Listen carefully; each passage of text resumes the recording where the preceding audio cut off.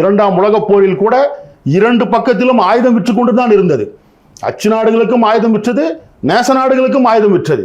ஒரு கட்டத்தில் பெர்ல் துறைமுகத்தின் மீது, முத்து துறைமுகம் என்று சொல்வார்கள், அந்த முத்து துறைமுகத்தின் மீது ஜப்பானிய தற்கொலைப்படை தாக்குதல் நடந்ததற்கு பிறகுதான் வேறு வழி இல்லாமல் நேச நாடுகளோடு அமெரிக்கா இணைய வேண்டிய ஒரு சூழல் வந்தது. எனவே இரண்டு பக்கமும் ஆயுத விற்பனை செய்யக்கூடிய நாடு. அடிப்படையில் சொல்ல போனால் ஆயுத வியாபாரம் என்பதை விட அமெரிக்க ஏகாதிபத்திய அரசு என்பது ஒரு மரண வியாபாரி, உலகத்தினுடைய மரண வியாபாரி.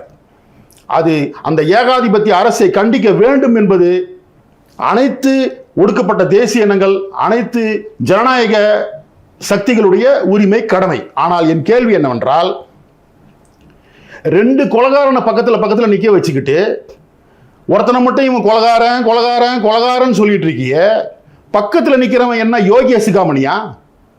ஈரான் என்ன பத்திரமாத்த தங்கமா? அவன் எவ்வளவு கொடூரமான அரசாக அவன் இன்றைக்கு வளர்ந்திருக்கிறான் என்பது உலக மக்களுக்கு தெரிய வேண்டாமா? அவனை கண்டிக்க வேண்டாமா? அமெரிக்க ஏகாதிபத்திய அரசை கண்டிப்பதாக சொல்லிக்கொண்டு ஈரானுக்கு ஆதரவு அளிப்பது என்பது ஒரு மிகப்பெரிய குற்றம்.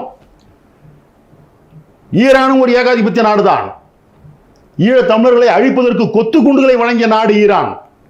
இந்த நேரத்தில் ஒரு கேள்வி வருது, ஈரான் மட்டும்தான் உதவி செஞ்சதா, இஸ்ரேல் செய்யலையா? ஆமாம், ஈரான் செய்தது, இஸ்ரேல் உதவி செய்தது. சிங்கள அரசுக்கு, தமிழ் இனத்தை அழிப்பதற்காக சிங்கள அரசுக்கு ஈரான் உதவி செய்தது, இஸ்ரேல் உதவி செய்தது, அமெரிக்காவும் உதவி செய்தது, இந்தியா உதவி செய்தது, பாகிஸ்தான் உதவி செய்தது, சைனா உதவி செய்தது, கம்யூனிஸ்ட் நாடு என்று சொல்லக்கூடிய கியூபா கூட உதவி செய்தது. இவங்க அத்தனை பேருடைய உதவியையும் பெற்றுக்கொண்டுதான் சிங்கள அரசு தமிழ் இனத்தை அழித்து ஒழித்தது. அதில் மாற்று கருத்து இல்லை.